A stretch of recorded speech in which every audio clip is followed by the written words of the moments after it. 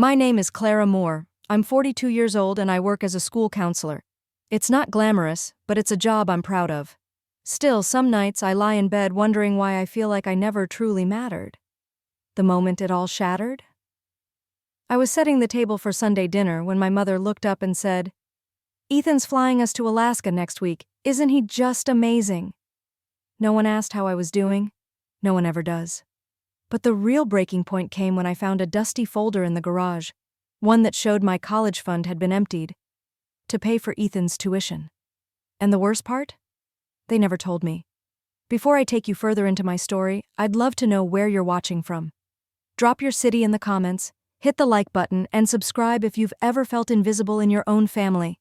This one's for those of us who gave everything, and were told it still wasn't enough. I used to believe that every family had its own way of showing love. Some were expressive, some were reserved. Mine was efficient.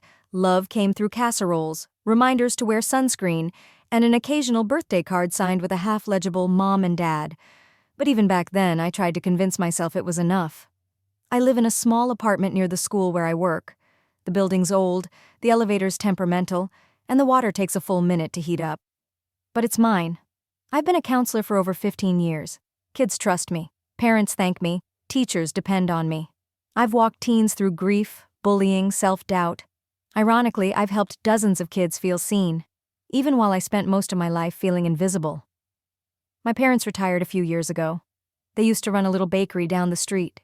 Nothing fancy, just fresh bread and warm smiles. They sold it after Ethan's startup took off. He insisted on paying for their travels, their bills, even their dental work. Every time Mom posted a photo from another luxury cruise, she'd caption it, "All thanks to our wonderful son." It never felt malicious, just thoughtless. Like I was a character they'd forgotten to write into their story. Ethan's the golden boy. Always has been. He was the kid who aced math without trying. The one who got grounded for crashing Dad's car but was forgiven by dinner time because he's just under a lot of pressure. I was the kid who brought home a state writing award and Mom said, "That's sweet. You've always had such a wild imagination." It didn't matter that I put myself through college, that I worked 2 jobs while getting my master's, or that I skipped vacations for years just to stay afloat. I never once missed a birthday. I sent gifts, called weekly, and showed up even when I didn't feel welcome. Because that's what daughters do, right? We keep showing up, hoping maybe one day someone will notice. Most days, I told myself I was okay with it. But little things chipped away. Like the time I saved up for months to take my parents out to dinner for their anniversary. We went to this little French place they used to love. I was so excited. Until the waiter brought out a bottle of wine. Compliments of Ethan, who'd apparently called ahead. Mom's face lit up like a child on Christmas. "He always remembers the details," she beamed. I smiled and said nothing. What could I say? There's a kind of silence that becomes habit. Not because you have nothing to say, but because you know it won't matter. When I got promoted to lead counselor last year, I told my parents over the phone. Mom said, "That's nice, Clara. Hold on. Your father's watching something. Can I call you back?" She didn't. Ethan? He got a new title, and they threw a backyard party with banners, balloons, and a roast pig. I started to wonder if I'd imagined the whole idea that we were close. Maybe I just wanted us to be. It was around that time I started writing things down, not to keep score, but to make sure I wasn't crazy. A notebook tucked in my nightstand, full of little moments, the jokes I was left out of, the times I offered help and got no response, the calls that only came when someone needed something, and through it all, I kept hoping, because even a lifetime of being second still leaves you craving first place in someone's heart. That hope, that ache, is what made the truth so devastating when it finally came to light. But we'll get there. First, I want to tell you about the day that folder fell open in my hands, the day I realized I hadn't just been forgotten, I'd been replaced. Growing up, I used to think the silence in our house was peaceful, predictable. But looking back now, I think it was just the sound of things being pushed under the rug. My parents weren't cruel. They weren't abusive. They were polite. To a fault. It's strange how a family can look whole from the outside while one of its members is slowly disappearing inside. Ethan was always the sun in every room, tall, charming, brilliant. When he got his first internship at a tech firm, Dad opened a bottle of wine. When I got accepted into the state university on a writing scholarship, Mom said, "You'll need to be careful. Creative people don't always do well financially." I laughed it off. I always did, because if I took it personally, it would break me. But some moments leave marks. Like the time Ethan got a drum set for scoring a 95 on his math test. I remember watching from the hallway, fingers wrapped around the stair rail, listening to him bang out chaotic noise while Dad beamed like he was watching a prodigy. That same semester, I won an essay contest and was published in a statewide magazine. I gave Mom a copy, hoping, she'd show it off like she did Ethan's trophies. She skimmed the first page, then set it on the kitchen counter next to a grocery list and a coupon flyer. "You've always had a vivid imagination," she said. I should have been proud of that, but all I felt was small. Over time, you start to shrink yourself to fit the version of you that others recognize. I became the dependable one, the helper, the one who listened, offered rides, remembered birthdays. I picked up their prescriptions, dog sat when they traveled, ran errands when Ethan was too busy closing a deal, and still, at every dinner, every holiday, every family photo, Ethan stood in the center. It wasn't just favoritism, it was erasure, disguised as tradition. I remember one Thanksgiving not long ago. I had just come from a long week of school crisis meetings. One of my students had attempted suicide, and I'd spent days helping his family navigate the aftermath. I was drained, physically and emotionally. We sat at the dinner table. My father turned to me and asked, "So, Clara, have you seen Ethan's new condo?" That was the third time he brought it up.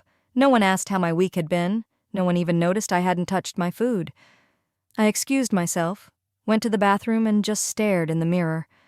I didn't recognize the woman looking back. Tired. Worn down. Still trying to earn a seat at a table I helped set. There's a particular ache that comes from realizing your family doesn't really know you. Worse, that maybe they never tried to. But I wasn't ready to give up on them. Not yet. Because families go through seasons, right? That's what I told myself. Maybe it was just a rough patch. Maybe they'd come around. Maybe I just needed to try harder. So I kept showing up, kept hoping, kept shrinking. Until the day I opened that folder in the garage. The day I found proof that I hadn't just been invisible. I'd been sacrificed. And after that, there was no going back. When I think back to my childhood, it's not the big moments that hurt the most. It's the quiet ones. The ones no one else even noticed. I remember being 7 years old, sitting on the living room carpet with a stack of library books taller than I was. I used to read everything. Fairy tales, mystery novels, even old issues of Reader's Digest I found in the garage. I'd act out scenes in my room, perform stories at the dinner table, voices and all. One night, after I won a school poetry contest, I nervously asked my mom if we could hang the award on the fridge. She didn't even look up from her magazine. "Oh, honey," she said, "that's lovely. But let's save the space for Ethan's science fair next week. You know how hard he's been working." He hadn't even started his project. That was the pattern. Ethan tried. He was praised. I succeeded. I was brushed aside. My wins were cute. His were impressive. If I spoke too loudly about something I was proud of, Mom would raise an eyebrow and say, "Don't get carried away, Clara. Humility is a virtue." But humility was never required of Ethan. Once he got caught sneaking out after curfew. I thought for sure he'd be grounded. Instead, Dad called it a learning experience and told him, "You're under a lot of pressure. Just don't make it a habit." That same year, I accidentally left my Walkman on the kitchen counter and it got knocked into the sink.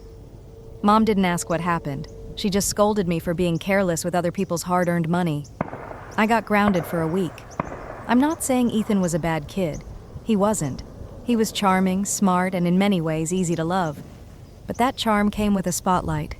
And once it was on him, there was no room for anyone else. Especially not me.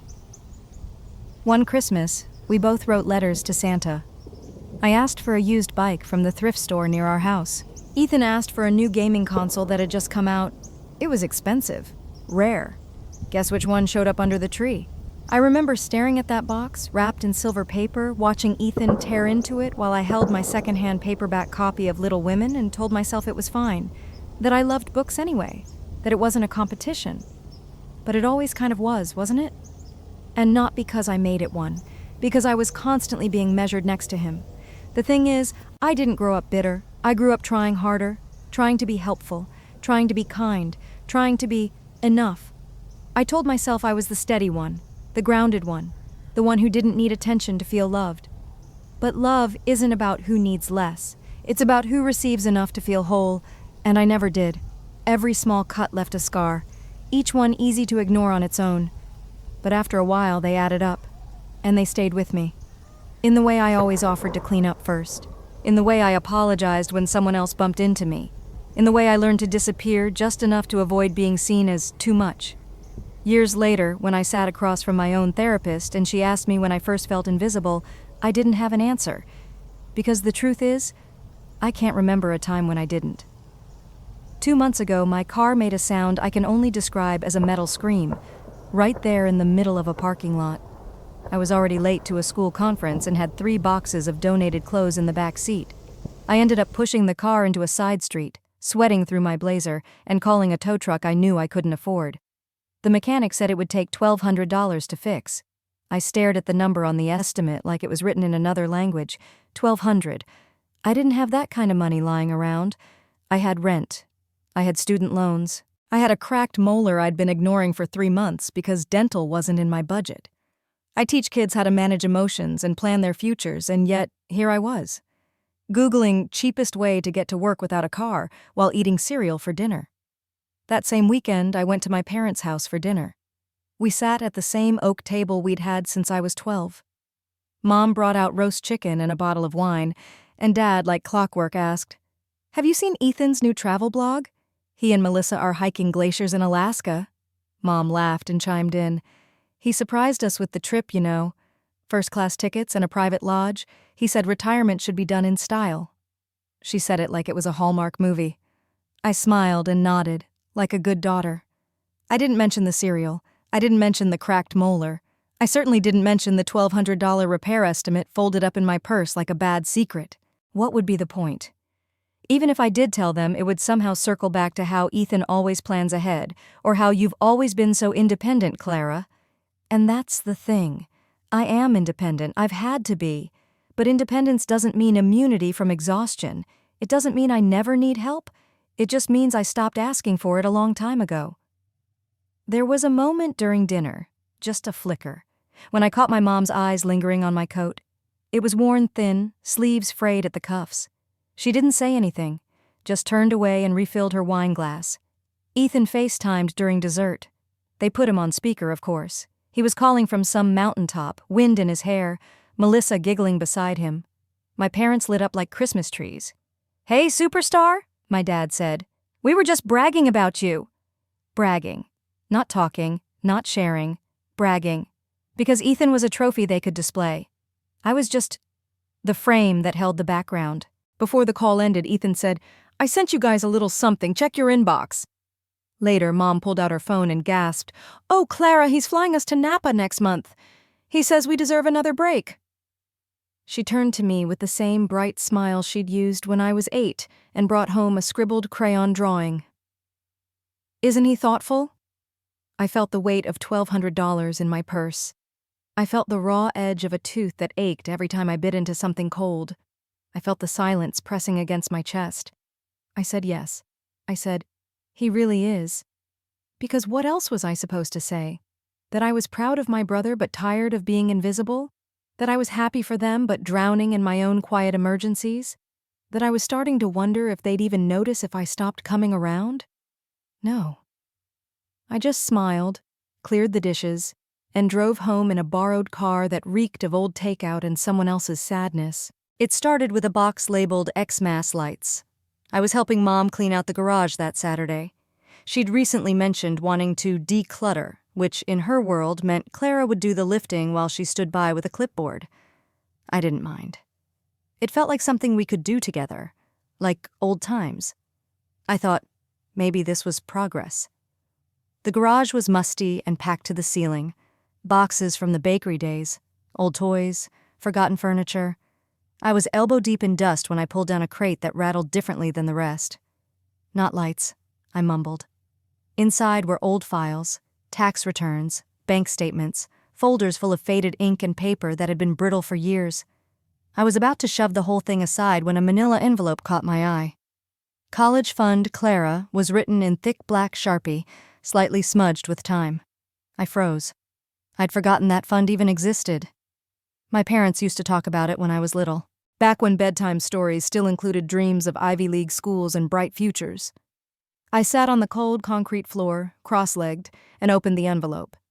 Inside were photocopies of account records, deposits from Dad's paycheck when I was in elementary school, little savings added over time.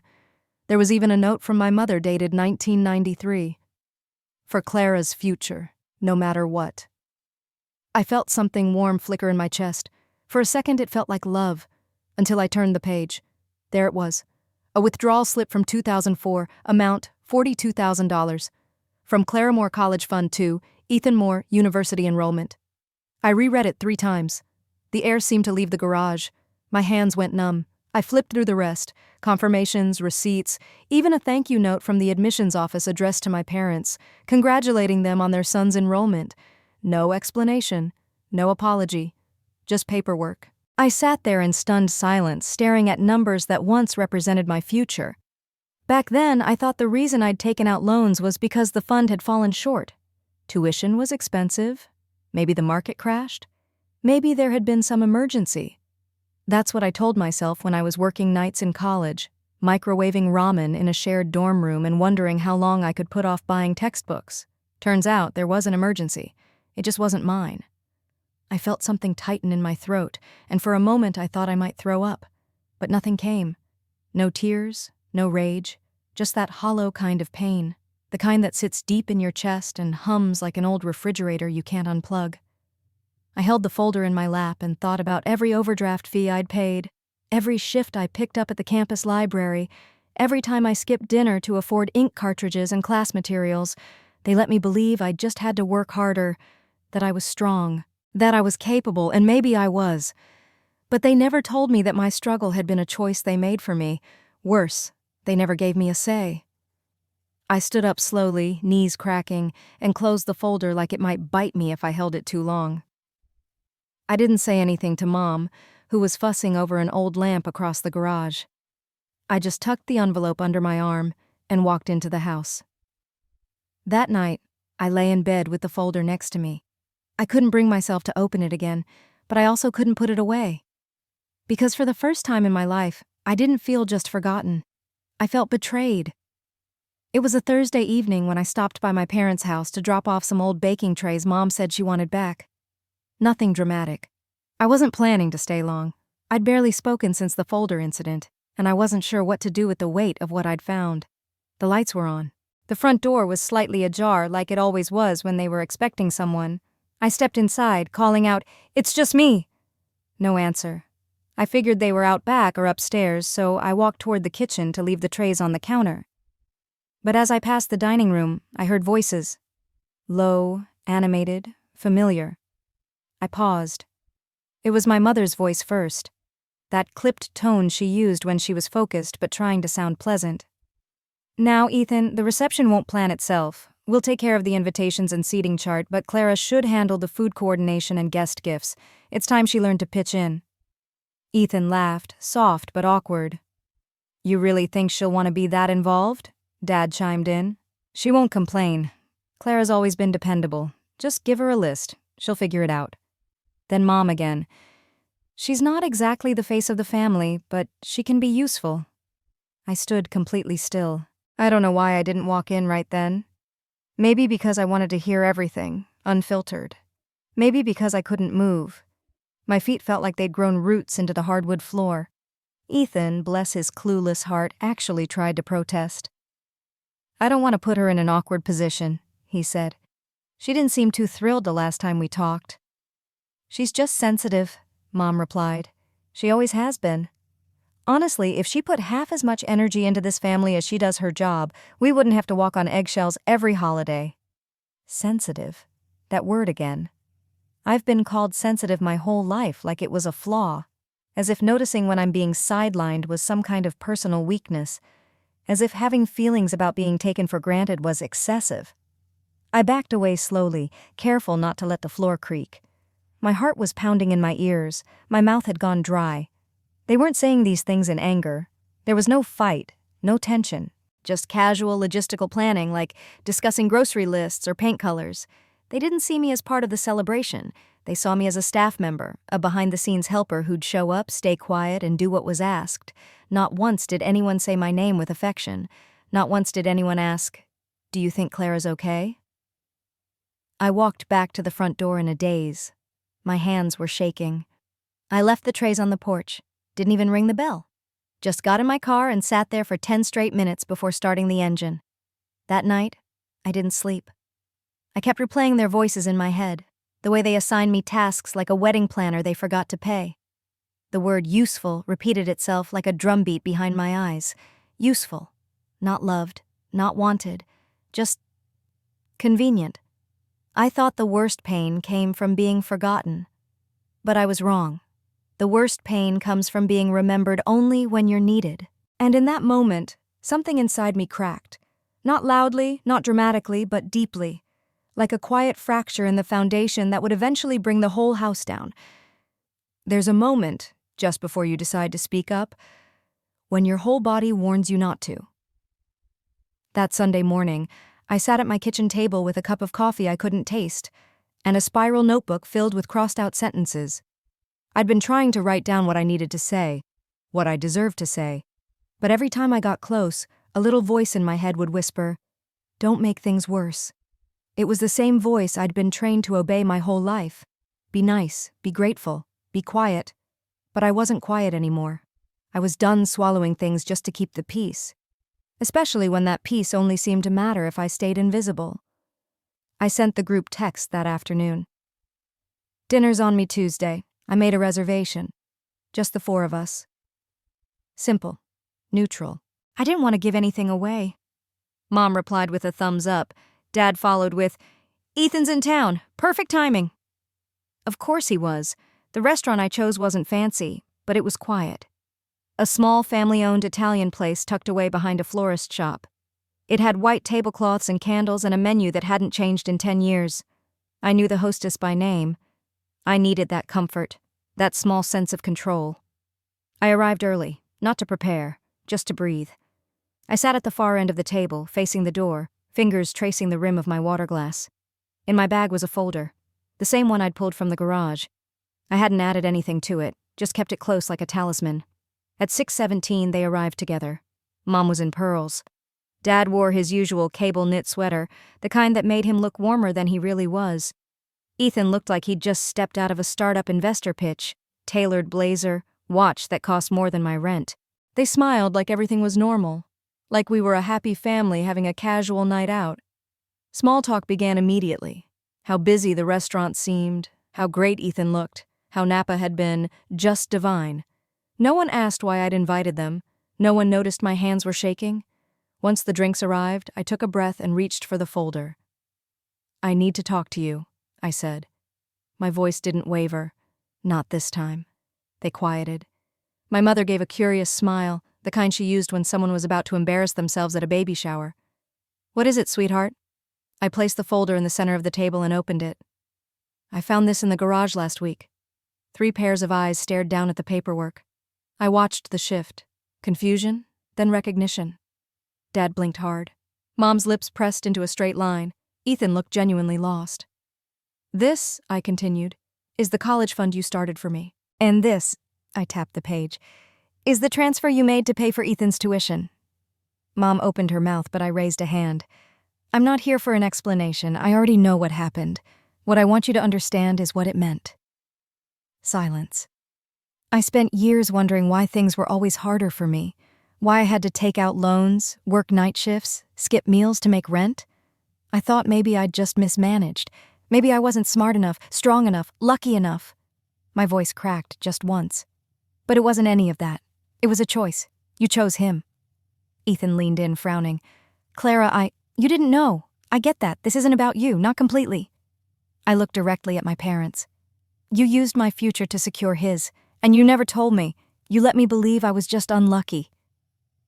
Mom finally spoke, her voice tight. "We did what we thought was best. He had a real shot at success, and you were always so resilient." I laughed, not because it was funny, but because I'd heard that word my whole life and never hated it more. Resilient means nothing when you're broken alone. I stood up.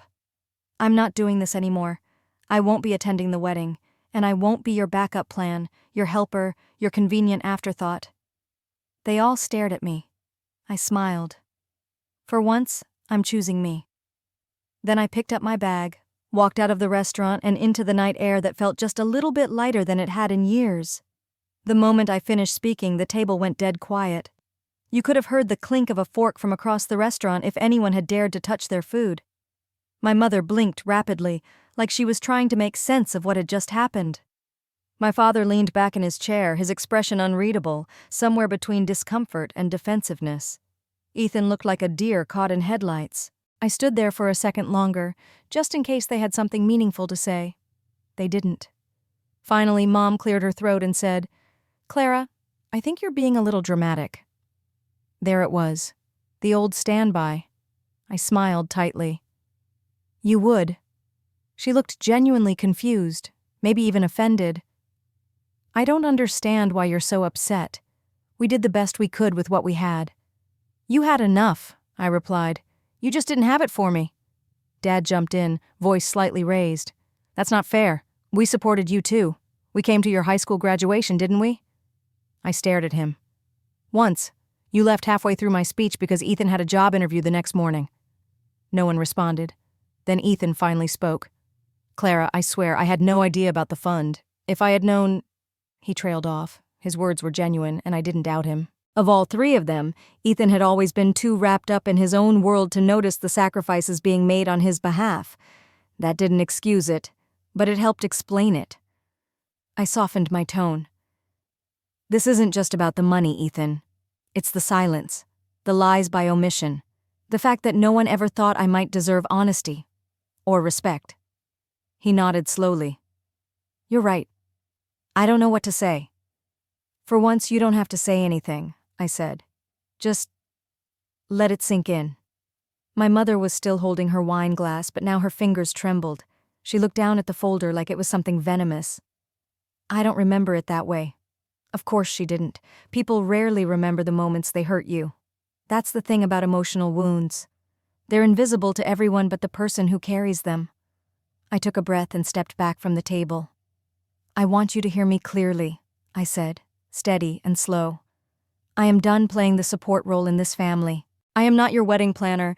I'm not your emotional sponge. I will not be standing in the background smiling while you pretend everything's fine."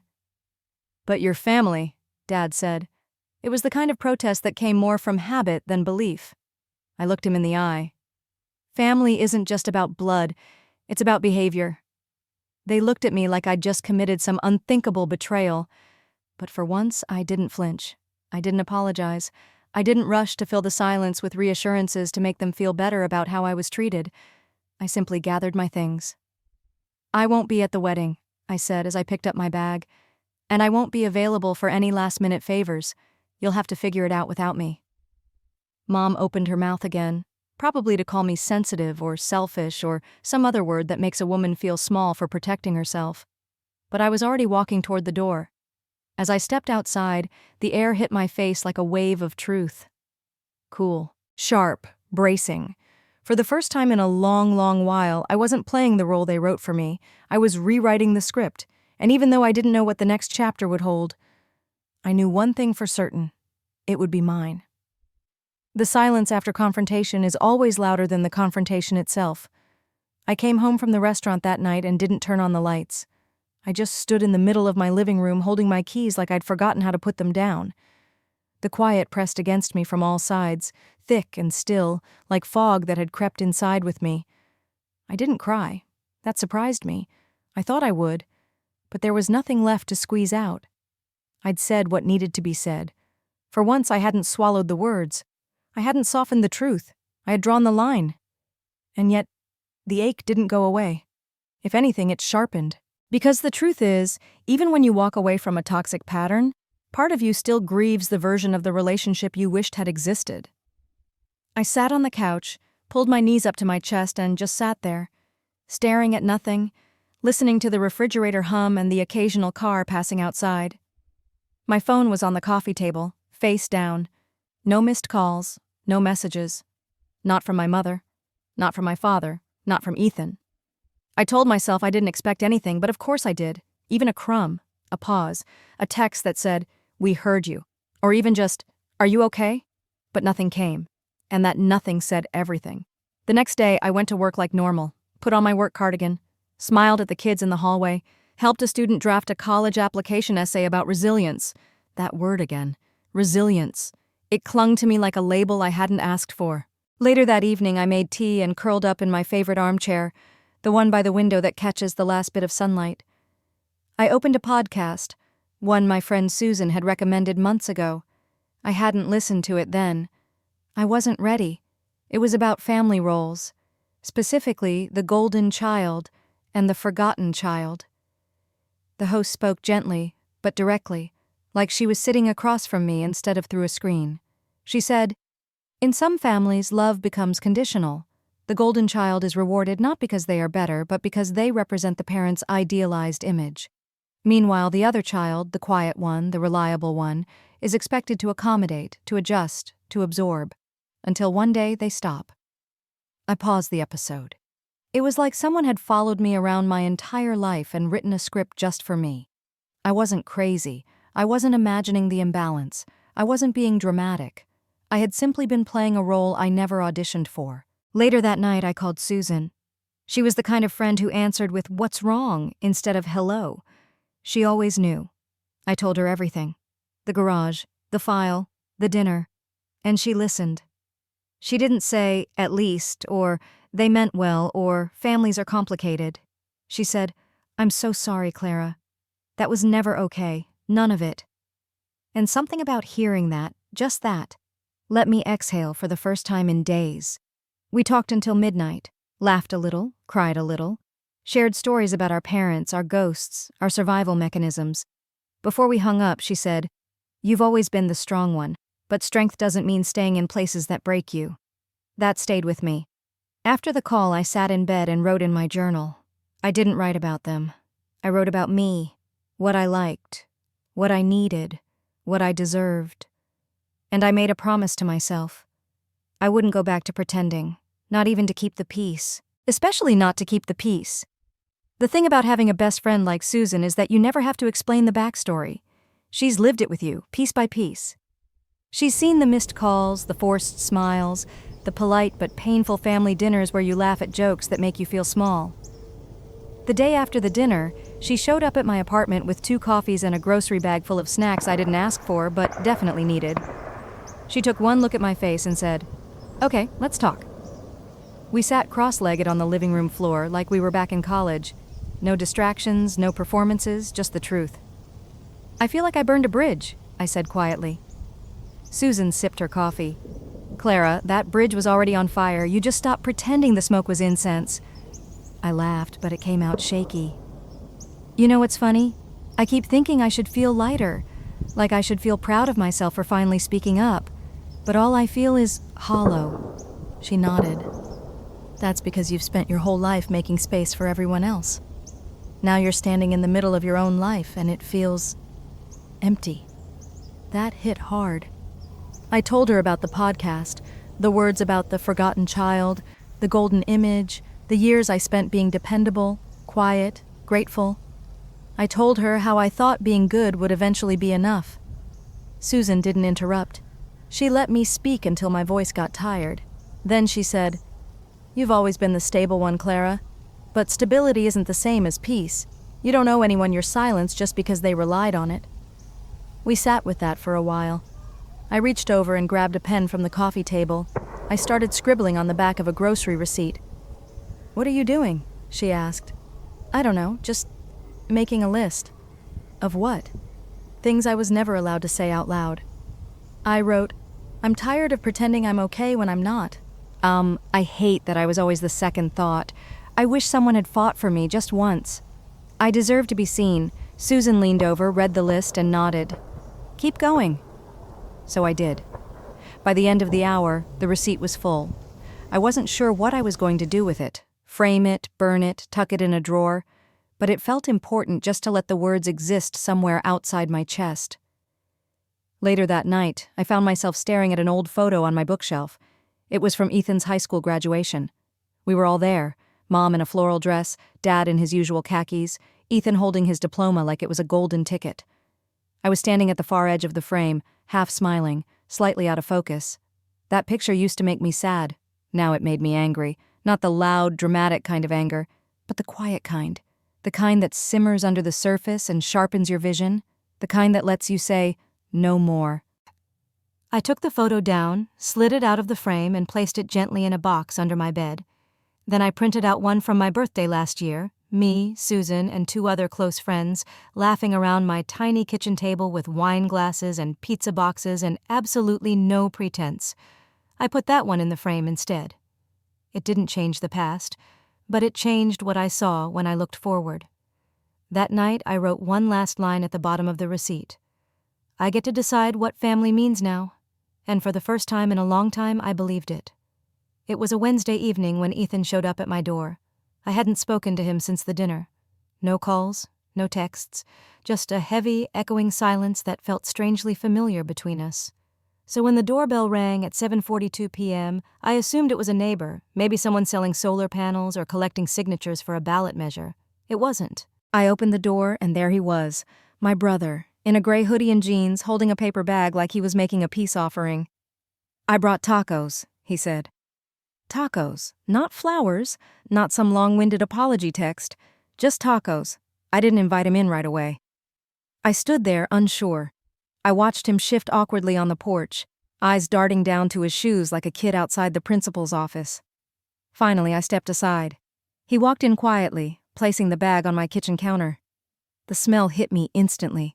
Carne asada, cilantro, lime, our favorite spot from when we were kids. Back when things were simpler. Back when we didn't know how much damage silence could do. We sat down at the table without saying much. He opened the bag, handed me a taco without looking up. For a while, the only sound was the crinkle of foil. Then he said, "I didn't know about the college fund." His voice was low, shaky but honest. "I believe you," I replied. He nodded, still not meeting my eyes. I should have asked more questions. I always assumed you were fine. You were always the one who had it together. I let out a soft breath. No one ever asks the strong one how they're doing. That landed somewhere in him. I saw it. The way his jaw clenched, the way his fingers curled around the edge of the table. "I went back to Mom and Dad's after the dinner," he said. "It was uncomfortable." I raised an eyebrow. "Uncomfortable?" He gave a dry laugh. "Okay, it was tense. Dad said I should have talked some sense into you. Mom acted like you'd ruined her night on purpose. I didn't know what to say." I looked at him. "Did you say anything at all?" He paused. "Not then. I was still processing. But I've been thinking about it a lot since." I waited. He pulled something out of his jacket pocket and slid it across the table, a folded check. "What's this?" I asked. "It won't fix everything," he said. "But it's a start. It's the full amount from the college fund, adjusted for inflation, plus interest." I stared at it for a long moment. I didn't touch it. "You don't owe me money, Ethan," I said quietly. "I know," he replied. "But I owe you something, and this is the only way I know how to begin." The room went still. He finally looked up, and for the first time in a long time, I didn't see the golden boy. I saw my brother, tired, regretful, real. "I also talked to Melissa," he added. "We're covering everything for the wedding. You're off the hook, and Mom and Dad know not to expect anything from you. I made that clear." I nodded slowly. "That's a good start." He swallowed. "I want to do better, not just with them, with you. I don't want to be another person in your life who only shows up when it's convenient." There it was, the one thing I'd never expected to hear. "I appreciate that," I said, "but I'm still figuring things out. I'm not ready to jump back into Sunday dinners like nothing happened." "You don't have to," he said. "I just want to be someone you'd invite in. Someday." I didn't give him an answer. Not a clear one, anyway. But I did gesture toward the tacos. "Let's eat before they get cold." He smiled. "Yeah, okay." We sat there for a while, not as enemies, not fully as siblings, but as 2 people trying to rebuild something from the wreckage. It wasn't a grand reconciliation, but it was real. And sometimes, that's enough to begin again. Freedom doesn't always arrive with fireworks. Sometimes it slips in quietly, disguised as a transaction. It happened on a rainy Tuesday morning. I was at the bank, standing at the teller window with a check in one hand and a strange stillness in my chest. The check Ethan had given me sat heavy in my purse for days. I hadn't been sure I'd use it. Part of me resisted, worried it would mean letting him off the hook. But the other part, the tired, honest, older part, knew this wasn't about him, this was about me. The teller smiled politely as she confirmed the account and processed the payment. My final student loan balance appeared on the screen. Years of interest, fees, and long nights reduced to a few numbers. She clicked. "Congratulations," she said, handing me the receipt. "You're all paid up." I stared at the paper in my hand, black ink on crisp white. That was it. No applause, no certificate. Just a quiet moment in a fluorescent lit room where I was no longer in debt. But in that quiet, something inside me shifted. I stepped outside into the drizzle and tilted my face to the sky. The rain wasn't cold. It felt clean, like it had been waiting for this exact moment to fall. I walked to the park down the street, the one I used to visit in my early 20s when things felt too heavy to hold. I found the same bench beneath the sycamore tree and sat down. The branches were bigger now, thicker, like they'd also survived something. I breathed in deeply. No more late-night budget spreadsheets, no more delaying doctor visits, no more choosing between fixing my car or paying rent, and more importantly, no more resentment tying me to the past. I opened my journal and wrote just one sentence. Freedom is not having to earn your family's love or carry their expectations like a backpack full of bricks. The rain let up just a little, and sunlight began to push through the clouds in thin golden lines. The air smelled like damp earth and blooming things. Renewal. That's when I realized something important. I had spent so much of my life waiting for someone to recognize my worth, waiting for an apology, waiting for love to feel fair. But maybe healing wasn't about waiting. Maybe it was about reclaiming. That night, I lit a candle, made myself a real dinner, salmon, roasted vegetables, a glass of wine, and sat at the table like someone who mattered. I played soft music in the background, the kind I used to love before life got too loud. Afterward, I pulled out a small box of keepsakes I hadn't opened in years. Old letters, a few photos, a locket my grandmother gave me when I was 10. At the bottom was a postcard I'd written to myself during a college workshop, one of those cheesy exercises where they mail it back to you years later. Somehow it never arrived. Maybe it got lost. Maybe the professor forgot. But there it was. The message read, "Dear future me, I hope you're living loud and proud and not waiting on anyone's permission to shine." I smiled. That girl had no idea what was ahead, but she knew what she deserved. So I folded the card and placed it on my nightstand, right where I'd see it every morning. Because freedom, I was learning, isn't just about paying off debt. It's about stepping out from the shadow of people's expectations and choosing day by day to walk in your own light. I didn't RSVP, not because I wanted to make a point, but because I wasn't sure until the very last minute if I was going at all. The morning of the wedding, I woke up before the sun. The house was quiet, still. I made coffee and stood by the window, watching the sky turn from navy to gray to soft blue. I didn't feel nervous, or angry, or sad. I just felt clear. I wasn't going to show up for them. I wasn't walking in to prove I was the bigger person. I wasn't coming to be seen, forgiven, or folded back into a picture-perfect frame. I was going for me.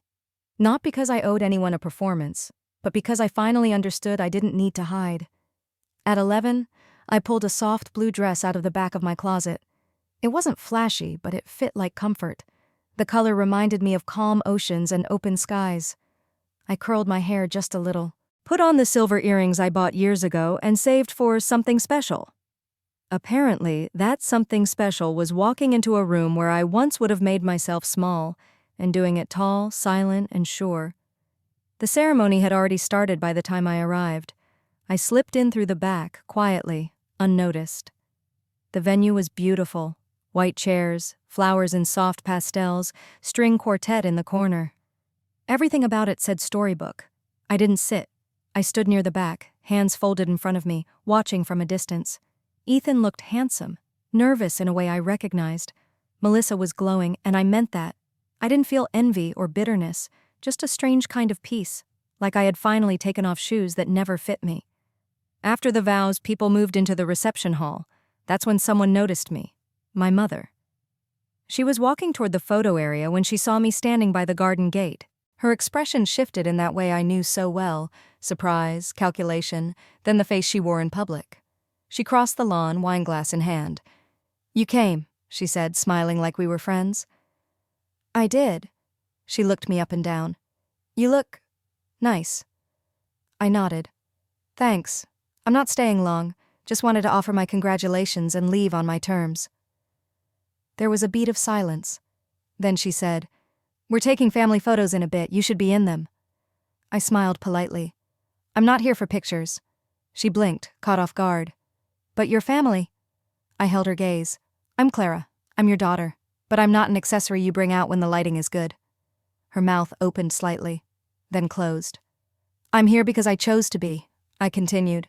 "Not because you expect me to fill a role. I wish you both the best, truly. But I'm done playing pretend." I think, for the first time in my life, she didn't know what to say. And that silence? It felt like a small, private victory. I walked inside, found Ethan by the dessert table. He looked surprised, then relieved. "Hey," he said, almost breathless. "I just wanted to say congratulations." He nodded. "It means a lot that you came." "I'm happy for you," I said. "Really, and I'm happy for me too." Then I placed a small envelope in his hand. Inside was a handwritten card. Nothing dramatic, just a few lines. "Thank you for listening. Thank you for trying. That's where healing begins." He looked down at it, then back at me. "Stay for cake?" I laughed. "No, but tell me what flavor it was later." I walked out of that reception hall into the late afternoon sun, and for once I wasn't carrying anything that didn't belong to me. I was almost to my car when I heard someone call my name, softly, hesitantly. "Clara?" I turned. It was my mother. She was standing near the hydrangea bushes, heels sinking slightly into the soft lawn, holding the same glass of white wine she always had at events like these, but something about her posture was different, less composed, less performative, more real. I waited. She walked over slowly, the late afternoon sun catching in the pearls at her neck. "I didn't think you'd actually come," she said. I shrugged. "Neither did I." She looked down, then out across the lawn, watching guests pose for photos, kids chasing each other near the fountain. For a moment, she was just a woman at the end of a long day, not a mother defending old choices. Then she spoke again, quieter this time. "Your father and we didn't mean to make you feel forgotten." It wasn't quite an apology, but it was the closest I'd ever heard from her. "I didn't feel forgotten," I said. "I was?" She flinched slightly, but didn't look away. "You were always so capable," she murmured. "I guess we thought you didn't need as much." That word again, capable. I almost smiled, not because it was funny, but because it was so predictable. "Being capable doesn't mean I don't hurt," I said gently. "It just means I learned how to hide it better." She looked at me then, really looked at me, like she was seeing someone she'd never bothered to examine before. "I know I haven't always shown it," she said slowly. "But I am proud of you. The life you've built, the work you do. I don't always know how to say things the right way." Her voice cracked slightly, and for a moment, I saw the girl inside her too. The one who was probably never taught how to love without conditions. That softened something in me. Not enough to undo the past, but enough to recognize that maybe I wasn't the only one carrying old wounds. I took a breath. "I'm not asking for perfect," I said. "I never was. I just need honesty and respect and space when I ask for it." She nodded slowly. "I can try." That was it. Not a grand reconciliation, not a teary hug or a dramatic promise to change everything, just, I can try. And somehow, it felt enough. For now. We stood in silence for another moment. Then I said, "I should go." She reached out, almost reflexively, as if to touch my arm, but pulled back at the last second. "I hope we talk again soon." "I do too," I said. "But only if it's real." She nodded, and I turned and walked toward my car. As I opened the door, I caught my reflection in the window. Not the old version of myself, the one always bracing for disappointment, but someone else. Someone grounded, someone whole. I didn't know what kind of relationship my mother and I would have moving forward. Maybe something smaller, maybe something slower, or maybe nothing at all. But for the first time, I wasn't hoping or wishing or chasing. I had said my truth, and I had been heard. Even if just for a moment, that was enough. It was a Friday afternoon, and the school was quieter than usual. The final bell had rung, but I was still in my office, finishing paperwork I had put off all week. The sun filtered through the blinds in long stripes, golden and soft, the kind of light that makes everything feel like a memory before it even ends. There was a knock at the door. It was Emily, a junior I'd been seeing off and on for a few months. Bright kid, too quiet, always walking like she was trying not to take up space. "Got a minute?" she asked. "Of course." She sat down across from me, backpack still on. I could tell something was heavy, not just in her posture, but in her silence. After a pause, she said, "My mom told me I'm being too sensitive. Again." I waited.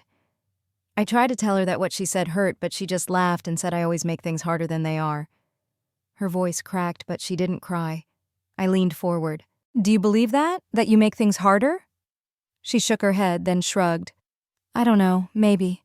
I just wish I didn't feel so wrong all the time." That word pierced me in a way I didn't expect. Wrong. I'd spent most of my childhood and early adult life trying to outrun that word. I took a deep breath. "You know," I said gently, "just because someone gave birth to you doesn't mean they always know how to see you clearly, and it definitely doesn't mean they get to define your worth." She looked up at me, blinking like she wasn't sure she heard me right. "You're not too sensitive," I continued. "You're perceptive. You care. And maybe the people around you don't know how to handle that, but that's their limitation, not your flaw." Her shoulders softened just a little. "And let me tell you something else," I added. "Family isn't about who shares your last name. It's about who makes you feel safe, who listens, who respects you enough to grow when they're wrong." She nodded slowly, a tear sliding down one cheek. I handed her a tissue. "You get to build your own version of family one day. You don't have to inherit one that doesn't fit." She gave a small, grateful smile. "Thanks, Miss Moore. I needed that." After she left, I sat back in my chair and looked around the room. Books stacked in corners, old student art on the wall, a photo of me and some former students on graduation day. This was my family too, not in the traditional sense, but in the chosen sense, in the way we show up for one another, in the way we listen, support, and give each other permission to grow. Later that evening, I found an old frame at home, the one that used to hold a picture of my family from a lifetime ago. I slid that photo out and replaced it with a new one. Me, Susan, and a few of my students laughing during Spirit Week, all face paint and smiles. I placed it on my desk, because this messy, honest, evolving life is mine now. And the beauty of healing isn't in returning to what was, it's in rewriting what will be. The lighting in my apartment used to be dim, mostly because I preferred it that way. Shadows made things easier to ignore, easier to bear. A small lamp by the couch, low-watt bulbs in the hallway, drawn curtains even in the afternoons. But lately I'd found myself pulling them open without thinking, letting the light flood in. It wasn't intentional, it was instinctive. Like my body knew something my mind hadn't caught up to yet, that I was no longer hiding. One morning, I walked barefoot across the hardwood floor, sunlight warming each step, and paused by the mirror in the hallway. I looked different. Not younger, not dramatically changed, but more present. The lines were still there, sure. A little deeper now, but my eyes didn't look tired the way they used to. They weren't scanning for approval. They weren't dimmed by silence. They were clear. There was peace in that reflection. Not the kind that comes with perfection, but the kind that comes from choosing yourself again and again, especially when no one else does. I sat at my kitchen table with a cup of tea, a soft acoustic playlist humming in the background, the kind of music that doesn't fill a room but rests gently inside it. The air felt lighter. The walls seemed wider, and I realized something. This quiet, it wasn't emptiness. It was mine, my peace, my breath, my own voice no longer drowned out by the noise of everyone else's expectations. That afternoon, I opened an old storage box tucked away in the back of my closet. It held remnants of an old life, birthday cards I never finished reading, framed photos I hadn't had the heart to hang. I took them out one by one and looked at them without flinching. There was one photo in particular, me, maybe 10 years old, standing beside Ethan at some school event. I was smiling. He was holding a medal. My smile looked like it had to ask permission to exist. I didn't cry, I didn't tear it up, I just folded it gently and set it aside. Then I reached into a separate envelope, one I'd filled with new memories. Me laughing with friends, hiking, sipping wine on Susan's porch under the string lights. Life after awakening. I framed one and placed it on the bookshelf. Because this is where I live now, not in what they didn't give me, but in what I've finally given myself. And as the sunlight stretched across the floor and the music played on, I let my body sink into the chair, eyes closed, hands relaxed. This wasn't the end of the story. It was the beginning of a life I no longer needed permission to live. There's something sacred about a slow morning. No rush. No checking your phone out of reflex. No voices asking for anything. Just the soft clink of a spoon in your mug. The quiet rhythm of a world that's not demanding you to be anything but present. That's where I found myself one Saturday. I was walking through the local farmer's market, sunlight dappling through the leaves above, tote bags slung over one shoulder. It was nothing special. Not in the way stories are supposed to be. Just tomatoes in wooden crates, jars of honey lined up like soldiers, a man playing guitar for spare change. And still, I felt more alive in that moment than I had in years. No weight on my shoulders, no invisible scoreboard tracking my worth, just me, breathing easy.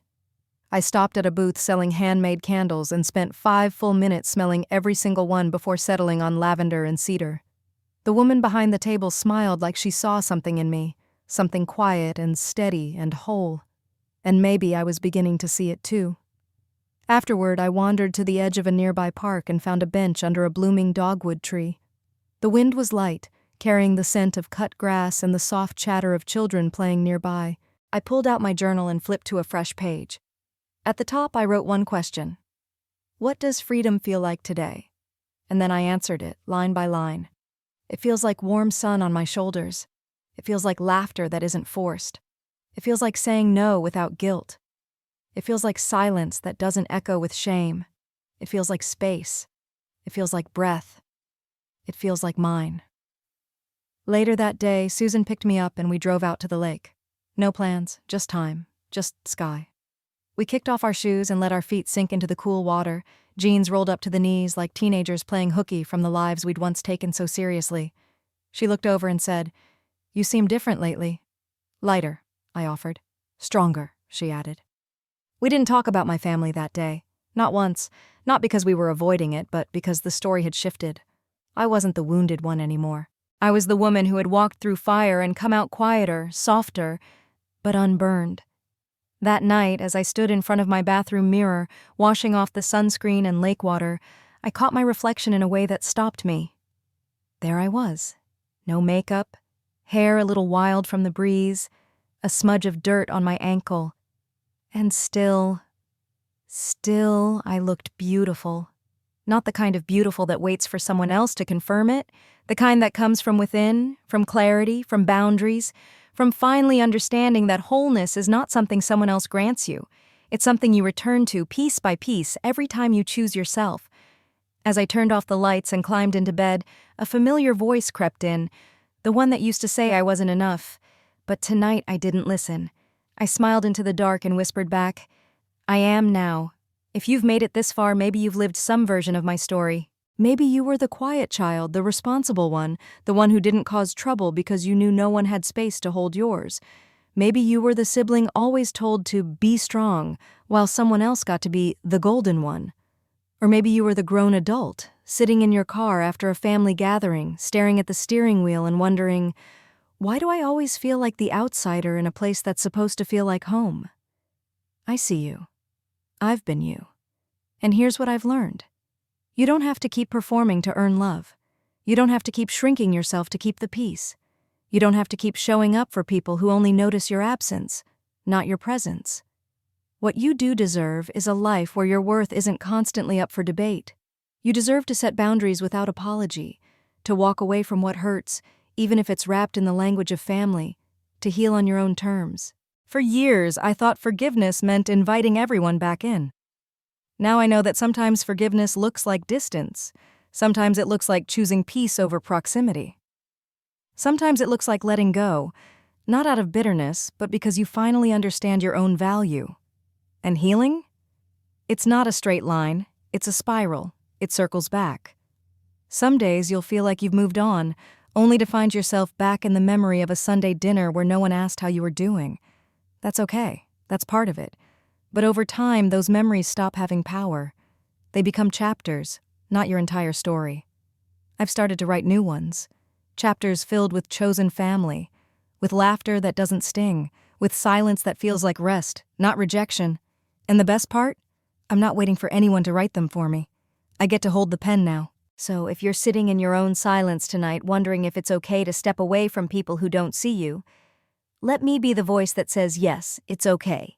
It's not betrayal to protect your heart. It's not selfish to ask for more. It's not wrong to want love that doesn't require you to disappear first. You are not too sensitive. You are not too much. You are not hard to love. You were just born into a story that never knew how to hold all of who you are. And now, you get to write a new one. So light the candle, close the door, take the walk, make the phone call, or don't. Whatever you choose, let it come from you. Let it be enough. Because the moment you stop waiting to be invited into someone else's idea of family, that's when you finally come home to yourself. If you were to watch my story unfold on a screen, you'd notice the lighting first. In the beginning, everything would be tinted in cold blue.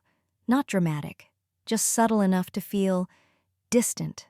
Like the warmth had been dialed down without anyone noticing. The kitchen where I made my morning coffee, blue shadows clinging to the corners, the hallway at school, fluorescent and flat, that garage I cleaned out where I found the truth in a dusty box, harsh overhead light, sterile and unkind. And the silence, the kind that hums just beneath every frame, a low, almost imperceptible sound, like holding your breath underwater. That was the tone of my world. But as the story turns, so does the light. It starts slowly, a morning sunbeam across the floor, a warmer tone to the sky. The dull gray of my walls seems to shift, not because they've changed, but because I'm seeing them differently. It's all in the eyes. In the beginning, the camera would linger on mine, guarded, restless, flickering toward people who rarely looked back. Now? Now the focus is steadier. Not because everything is fixed, but because I am finally rooted. In scenes where I used to be small, tucked into corners, background in my own life, I now take up space. Not loudly, not for show, just fully. The frame opens, the colors warm, the angles soften, and the silence, it becomes something else. Space. Room to breathe. Room to begin again. If my story had a soundtrack, it would begin with piano. Not grand or sweeping, just simple notes, like a child pressing the same 3 keys over and over, unsure if she's allowed to play louder. That's how the early scenes would sound. Soft lo-fi piano echoing faintly in empty rooms, a melody that trails off before it finishes. The kind of music that makes you feel like you're tiptoeing through your own memories.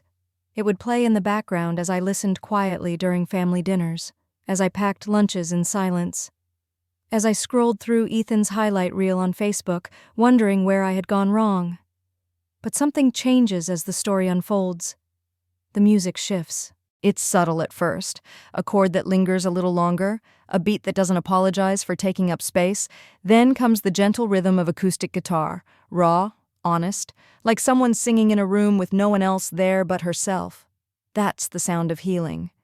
It would play as I walk through the farmer's market, as I sip tea with Susan on her back porch, as I stand in my living room, barefoot, spinning slowly with sunlight pouring in. The music no longer drifts. It moves. Not to lead or to chase, but to reflect, to hold. It doesn't ask for your attention. It earns it. Because it sounds like someone who has stopped waiting to be rescued. It sounds like someone who knows they belong, even when they're alone. If you take nothing else from my story, take this. You are allowed to walk away from the roles you were forced to play. You are allowed to unlearn the version of love that asked you to disappear just to be accepted. You are allowed to choose peace over performance. For years, I thought being the good daughter meant staying silent, smiling through the weight, filling in the empty spaces no one else wanted. But healing taught me something different. It taught me that boundaries aren't walls. They're doors. Ones you can close to protect your heart and open again when it's safe. It taught me that family isn't measured by blood, but by presence, by kindness, by respect, by the quiet promise of, I see you, even when you're not perfect. It taught me that coming home to yourself is the bravest thing you'll ever do. So if you're standing at that edge, wondering whether it's okay to choose yourself, to step into a version of life that feels unfamiliar but honest, I hope this story gives you the permission you've been waiting for. You don't need anyone else's.